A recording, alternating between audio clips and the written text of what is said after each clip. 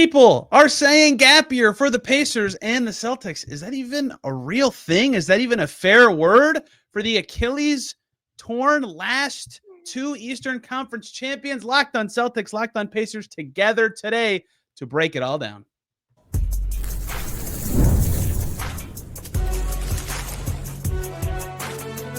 You are Locked On NBA Crossover, part of the Locked On Podcast Network.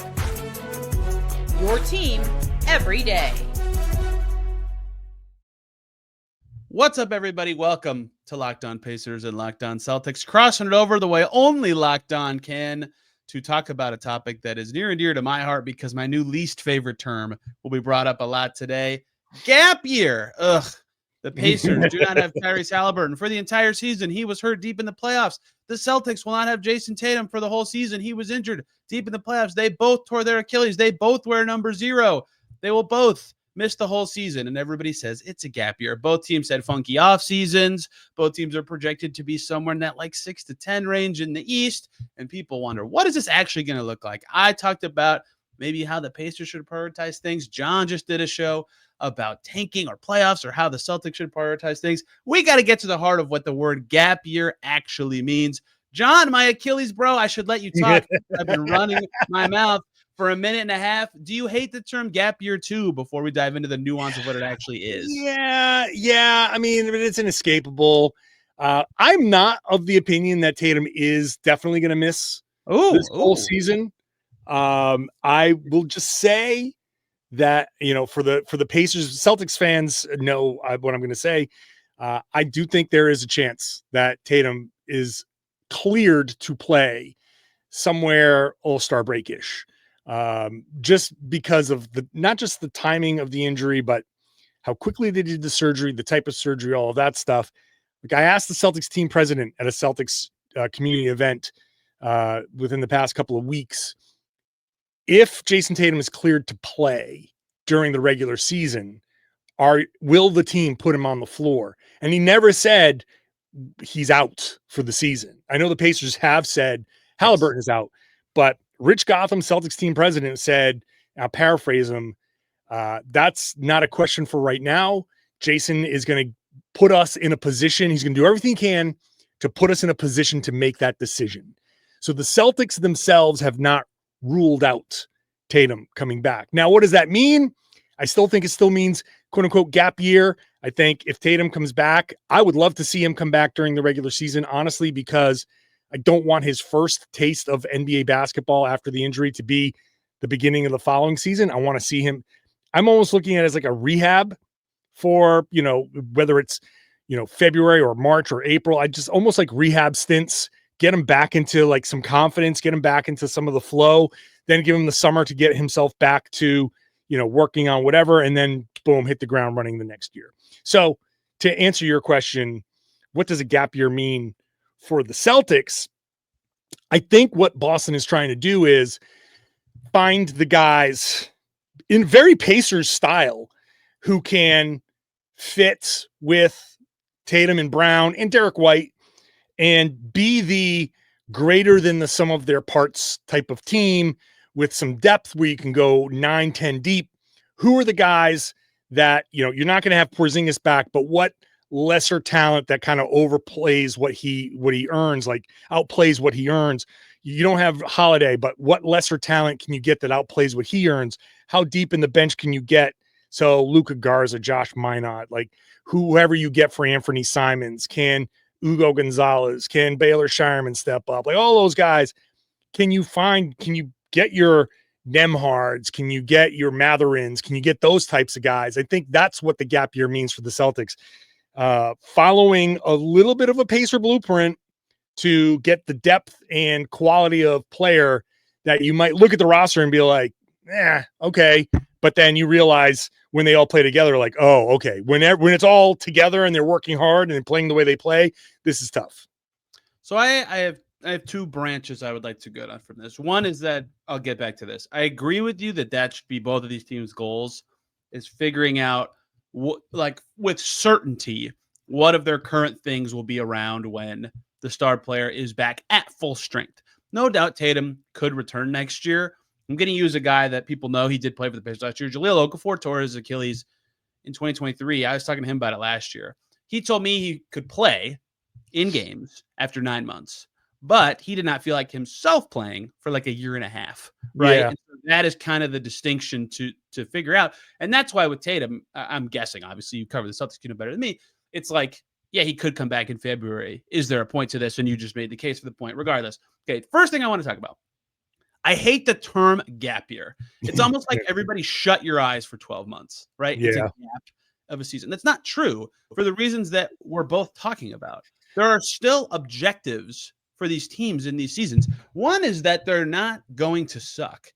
Like that, they're not going to be good. These are the last 2 conference champions, obviously. They're not at that level. They're not going to win. I don't.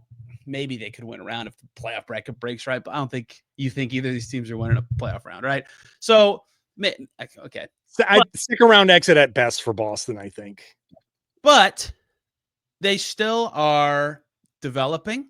They still are learning who fits with who. And Pascal Siakam and Jaylen Brown and Derek White and there's good players on these teams. Like still going to be competitive in some way. It's not a shut your eyes and skip it kind of season. There's going to be a lot learned still in new contexts. And obviously what matters is the context of the teams 2 years from now more than this year.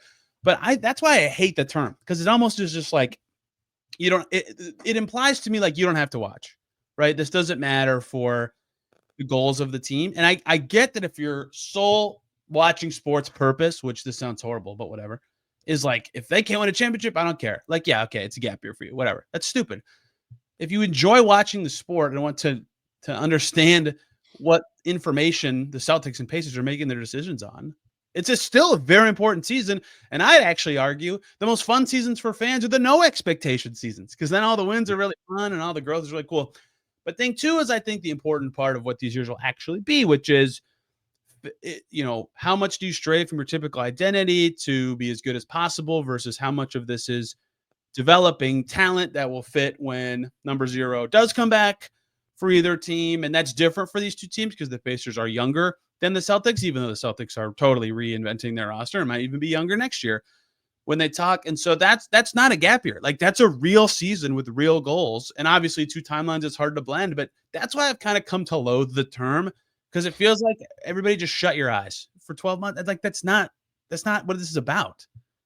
Yeah, it's not. And I think it for casual fans, we're not talking, you and I right now are not talking to casual fans. This is, if you're listening to a podcast, I think you're inherently in August, especially. Right. If you're in middle of August listening to a podcast about the Pacers or the Celtics, you also do not think this is a gap year.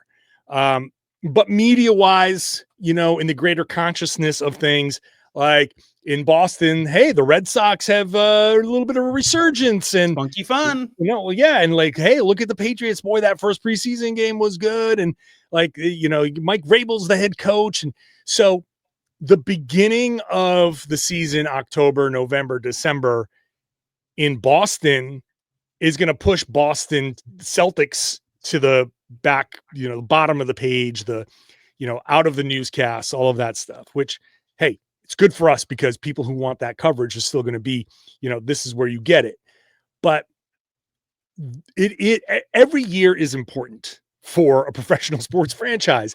Either you are developing something, searching for something, or you found your team and now you're trying to win something. So for Boston and for Indy, it's almost like a weird kind of extension of the window, because the Celtics have already made all their financial moves, second apron things. Now they have this extra kind of year where there is no pressure to win a championship. Like, they didn't make a move for Porzingis that brought back the player that they thought could win. Now you can experiment a little bit more. You have a little bit more leeway. You can be wrong about a player and it doesn't matter so much. So it does take a little of the pressure off in a way. And it just gives you a little bit more time. Like, hey, all right, Luka Garza, no, not if it's not working, no problem. Trade deadline's still coming up. We can move him and get new guy in, and you have the rest of, a few months to see what you can do. So I do think important things happen, and financially important things happen. Maybe the Celtics just get under the tax, and maybe like they should probably. I have a strong guess, John. Yeah, but it's they are searching. They're searching, and so it is like, you're right. The term gap year is more. It's more like gap year for not pursuing it. We know they're not pursuing a championship, so don't think of it as that. This is like, all right, we're going to take a step back. It's an evaluation year. I think evaluation year is a better term. term. We need a PR manager for the term gap year to come in here and give us a better name and put a sexier than evaluation year, because that's too bookish. Make some TikTok influencers make ads about what an evaluation year is. Get it out to the people. We got to reach the young masses. Got to short it. It's an eval. Maybe I'll remake my thumbnail. I already made it. I'm going to change it to say evaluation year. That's just better. Coming up, what does that actually mean? What do these teams focus on? How should they balance the present and the future in the non-gap year? Yes, we have ruined the term officially. The evaluation year coming up.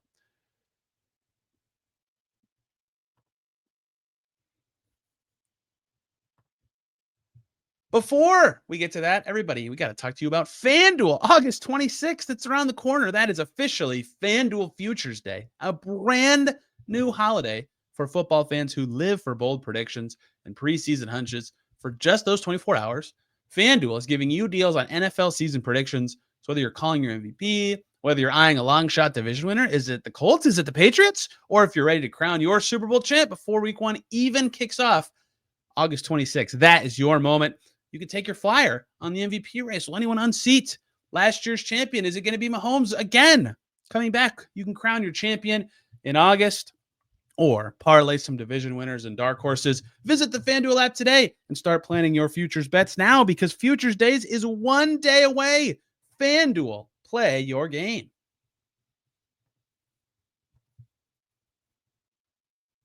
Back here crossing it over on Locked On Celtics and Locked On Pacers, you YouTube watchers can see John much more prepared to talk about FanDuel than me as we talk about our fake gap year for the Pacers and Celtics. John, I want to talk about one thing that is a little different that actually I think helps the Pacers in this context, but is sort of relevant to both teams in this year, and that is that the Pacers are younger. And so in theory, in a season like this, it's easy to say, if you're making decisions about playing time, if you're thinking about the future, you would want to naturally give minutes to younger players. Well, the Pacers rotation is their younger players, right? Like Nembhard and Mathurin and Nesmith. Toppin's only 5 years in. He's a little older.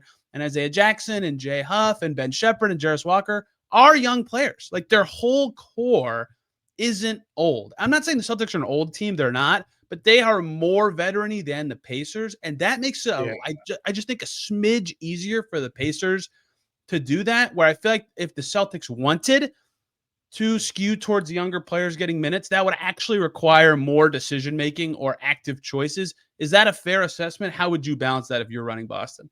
Yeah, I think that's fair. I think the Celtics are trying to pry their window open just a little bit longer, right? Like, it's think of it as Jayson the window. You got it. Yeah, right. It's the window that you're opening, and it's just sliding down on its own. So they're just trying to like jam a book in there or a brick or something to keep it open just a little while longer before they're just like, all right, fine, shut it. Right. You have Jayson Tatum, and he's 20. He's going to be 28 when he comes back. And he'll be under contract for 3 more seasons. I think 3 more seasons. What you got to figure out what works with him. I think for Boston, the Jaylen Brown question is going to be really interesting for me, because right now it seems like the plan is you have Jayson, you have Jaylen, 2 All-NBA guys, and Derek White, who's obviously really good. That's your core. How do you build around that? But there's also like I think this year allows Jaylen Brown to be the number one guy and kind of prove. I said the same thing about Pascal, so I'm very happy you're saying this. So I think what Jaylen can do is, like, he'll be 29 and he's under contract for a few more years as well. He's on the 35% max. If he can go out there and have a second team all NBA season and a legit, like, okay, yeah, Jaylen can be the number one guy, it changes the dynamic a little bit, because when Jayson Tatum comes back, Jayson is going to be the number one guy. And so do you trade Jaylen? Do you get more for Jaylen? Do you get more picks for Jaylen? Or do you just keep him and be like, we've got a clear 2 number one guys, and you just roll with that? It changes things. And I wonder if it changes Jaylen's mind. I've said this on my podcast a few times now. I wonder if Jaylen says, hey, look, I'm 29. I've got like 3 years of being this good. I need to know if I can lead a team and not have it with Jayson Tatum around. I need to know if I can go do this on my own. So no hard feelings, Boston, but I need to spread my wings a little bit. What can we do? And Boston might be like, okay, sure. This will help us plan for the future. And maybe you get back the big that you're missing, and you can kind of maybe have like a team that fits a little bit differently, maybe a little bit better in a way. And so this year, not just evaluating the talent around these guys, but evaluating how you want to move forward with Jayson and Jaylen, Jayson only, or hey, let's just throw this crazy topic out. What if Jason's never the same? Do you move forward with Jaylen? Like, there's all of these things that you kind of need to like evaluate, for lack of a better term. So not for trading away a star player purposes, but the last thing you said is relevant to the player 2 that you just talked about. So like odds, I don't know how good Tatum and Halliburton are going to be, right? Kevin Durant is like the best case, right? And sure. He was maybe as good, you'd say, as he was before. I forget that he had the Achilles injury. Yeah, right. Exactly. So that's the hope.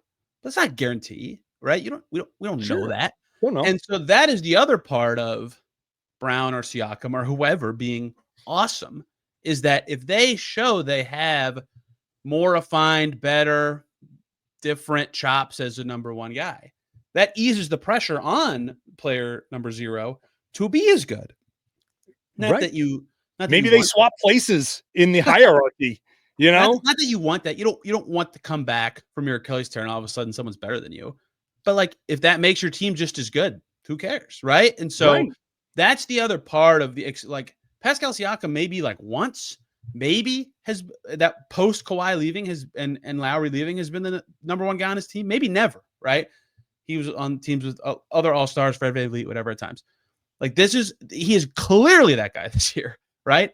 Jaylen Brown, same kind of deal. He's always been Tatum's teammate, right? So it's like a new experience for them in a way that this is kind of off topic of the future versus present part, but still is relevant new information for the future of these teams as they meld their current numbers 1 and 2 players, because the dynamic between them will change, even though Tatum and Halliburton are not old and they might be awesome right away when they come back. But we don't know that. No one knows that. They don't know that. And I think if you ask them with truth serum, both of them would say, yeah, it probably will be a little worse right away.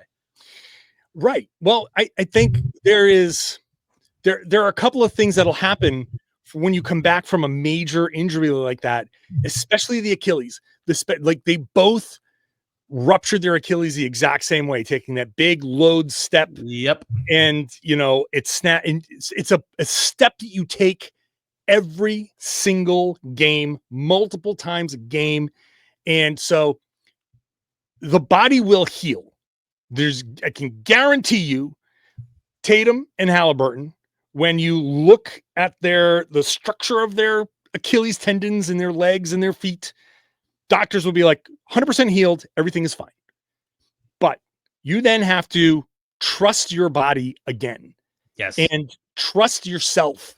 And that's a different process, because you don't ever know how mentally you're going to recover from this stuff.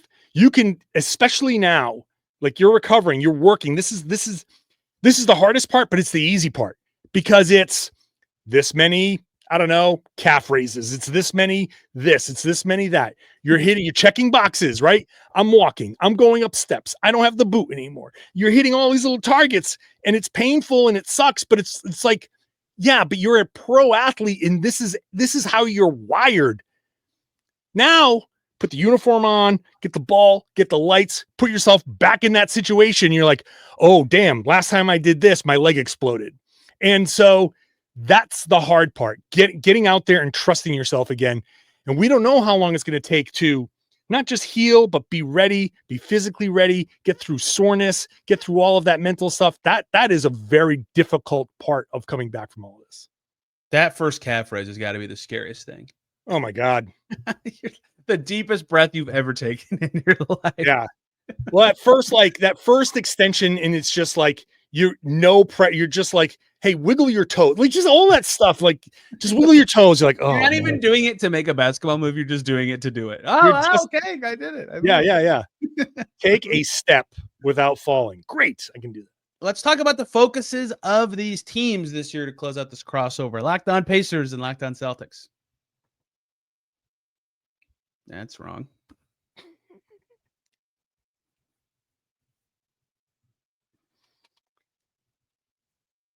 Back here on Locked On Celtics and Locked On Pacers, as John laughs at me for not knowing how to do this, even though I do this every single day. Thanks for making either of us your first listen today or every single day. If your favorite team is not the Pacers or Celtics, well, guess what? Your favorite NBA team has a Locked On podcast every single day. Or John and I both independently on different days host Locked On NBA, where you can hear just the latest and greatest from around the league. 2 different shows every day on that feed.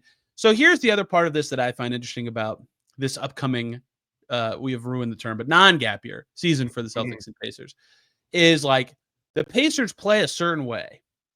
They play that way because of Tyrese Haliburton, right? The Celtics play their way, the Missoula way, and Tatum is a key part of that.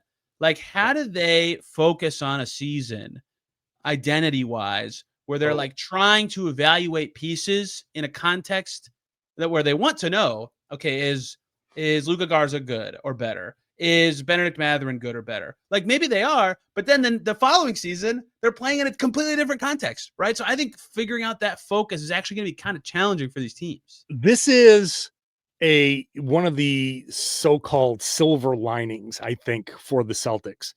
I love doing this crossover with you because I've been referencing the Pacers a lot. Same with me.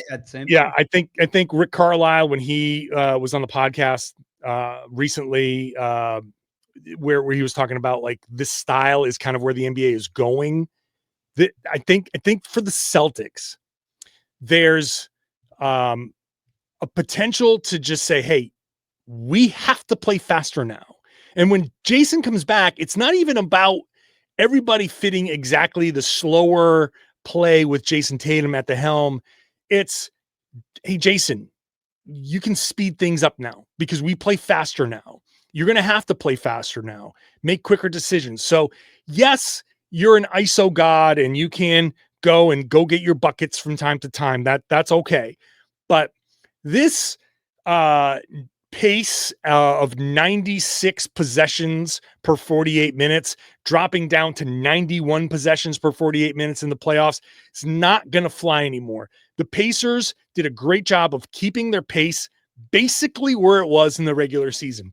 They played their style, they kept it up, and wouldn't you know, 2 of the fastest, maybe the 2 fastest paced teams in the regular season were the 2 teams that were in the finals and played a hell of a finals. Well, and as you know, as revealed on this very Locked On Celtics feed, Joe Mazzulla said the Pacers style even the year before was one of the hardest one they played against that whole playoff. Absolutely. And look, Brad Stevens, when the Celtics drafted Hugo Gonzalez in the first round, Brad mentioned his cutting like 3-4 times. Brad clearly wants the Celtics to move more on offense, and they're going to have to, because you don't have Holiday or Porzingis anymore. You don't have Al Horford. You have the types of guys that you're bringing in.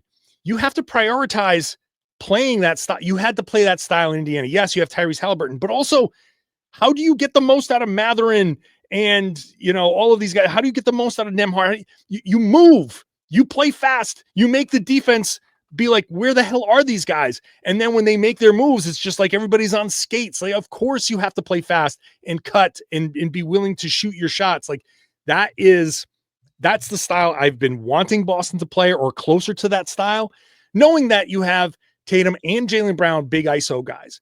But I think the focus for this Celtics season this year is figuring out how to play that faster style, how to get more cutting, more movement, more full court stuff, more kick aheads, less holding of the ball, all of that stuff. So when Tatum comes in, you can be like, you also have to adjust, buddy.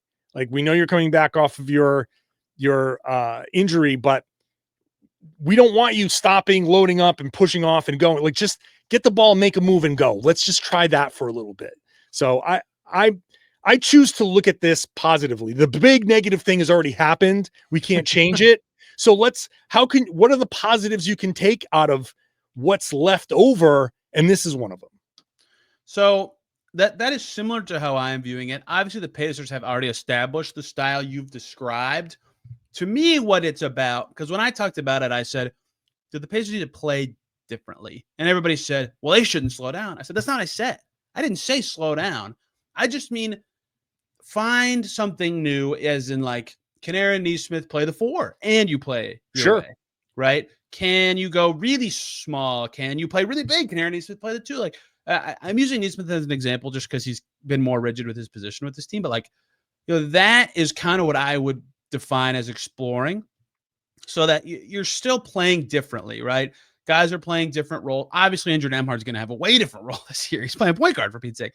But, like, lots of guys will be thrust into different positions. Get crazy with your lineups. Get a little bit more unique with what you're doing. Not like don't play fast, although a little slower might get you some sort of value. Not way slower, obviously.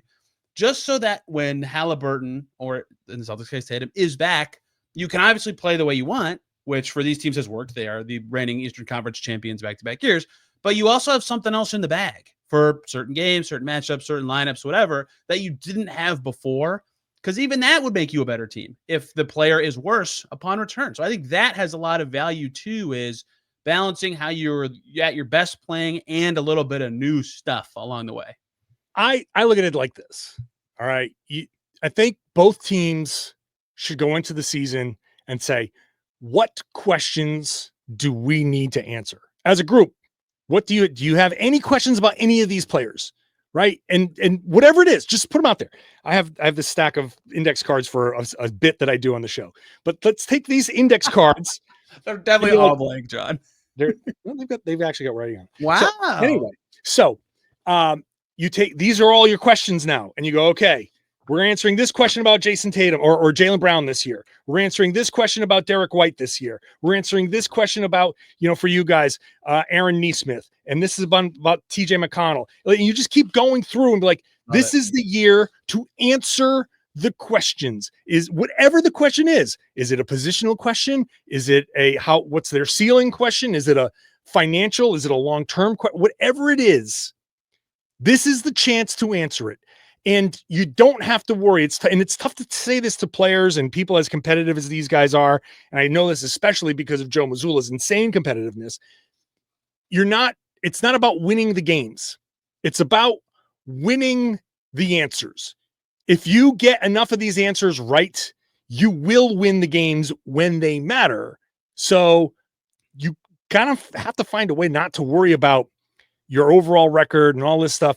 Just find all of these answers, as many of these answers as you can this year, and then you take those into next year and you apply them. That's the only way to approach this. You can't come out of this season with a bunch of questions about the guys on your team and how they fit and all. If you end the season with like, I still don't know about this guy, I still don't know about that guy, then you have failed this season and you have wasted this opportunity.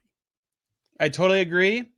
I think these teams are pretty much in lockstep about knowing what's ahead, but you never know what's ahead. Uncharted waters when your best player tears his Achilles in the playoffs. The Celtics, I guess, advantage is that it happened a month and a a couple days earlier. Alas, is that good? Is that bad? Their season ended earlier as a result. John, this was great. Locked On Pacers listeners, where can they find you and the things you say about the no longer reigning Eastern Conference champion Boston Celtics? Yeah, obviously Locked On Celtics podcast. Written words at Boston Sports Journal, obviously on Twitter /X, John_Karalis, and johnkaralis.com on Blue Sky, whatever that is. Just search my name. You've joined us in the sky. Welcome. We're glad to have you. I like it there. It's very nice. People are very nice. I'm at Tony R. East on both of those places for your Celtics people. If you would like to listen to another team navigate a gap year all season, Locked On Pacers will be the place for you. Wherever you're listening to Locked On Celtics, find me there too. This was wonderful. We'll both be back on our respective feeds very soon with more off-season content about the Celtics or Pacers. Thank you all for listening. We'll see you very soon.